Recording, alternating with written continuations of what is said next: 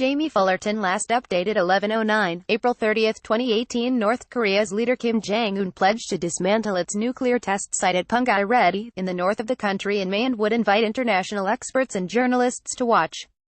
Kim Jong Un has said that he will dismantle North Korea's main nuclear testing site in May and invited South Korean and U.S. experts, as well as journalists, to view the process. The dictator's pledge was made to Moon Jae-in, South Korea's president, during their historic talks on Friday, according to Moon's spokesman. As well as promising to close the Punggye-ri bomb testing site, Kim said he would change North Korea's time zone by half an hour, to match that of South Korea. The leaders of North and South Korea have agreed to work to rid the peninsula of nuclear weapons, after holding a historic summit. Reports of the pledges came as senior White House figures spoke optimistically about hopes for full North Korean denuclearization.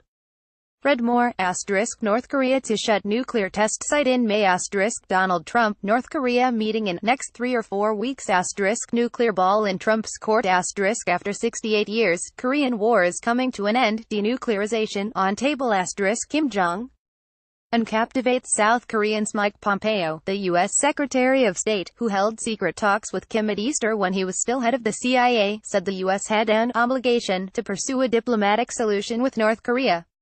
North Korea wants outsiders to observe closure of its nuclear test site, the South says.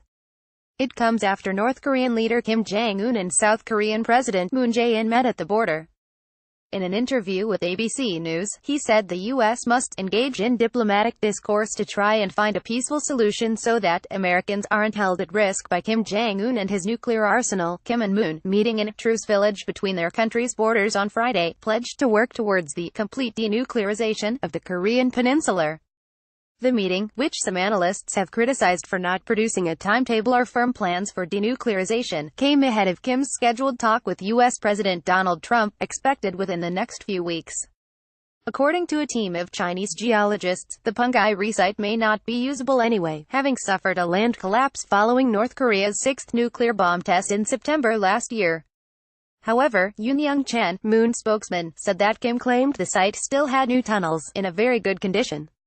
Yesterday, Yoon quoted Kim as saying, "Once we start talking, the United States will know that I am not a person to launch nuclear weapons at South Korea, the Pacific or the United States. If we maintain frequent meetings and build trust with the U.S. and receive promises for an end to the war and a non-aggression treaty, then why would we need to live in difficulty by keeping our nuclear weapons?" Analysts cast doubt over the meaningfulness of Kim's pledges.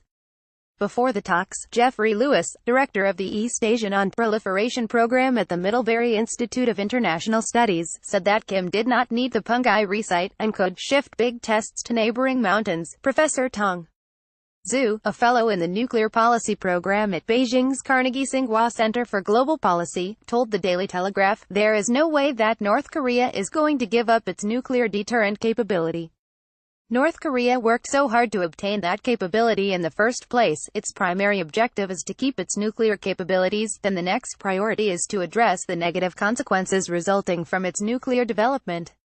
Then to develop a normal relationship with the rest of the international community." Yesterday, John Bolton, the U.S. National Security Advisor, was asked by Fox News if U.S. concessions to North Korea, such as the easing of sanctions, would require Kim to give up his nuclear weapons entirely. "I have very much in mind the Libya model from 2003-2004, he replied. Bolton was referring to Muammar Gaddafi, then Libyan president, allowing U.S. and UK weapons inspectors to view and help dismantle Libya's nuclear and chemical weapons programs following years of sanctions. Analysts have argued that Kim sees the fate of Gaddafi, who was toppled from power then killed in 2011 after U.S. forces attacked troops loyal to him, as a cautionary tale.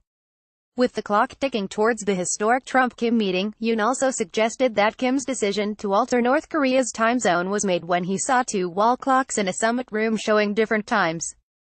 Yoon said that Kim found it heartbreaking. Pope Francis last night lauded Kim and Moon for their brave commitment to follow a sincere path to peace towards a Korean peninsula free of nuclear weapons. The Telegraph, London.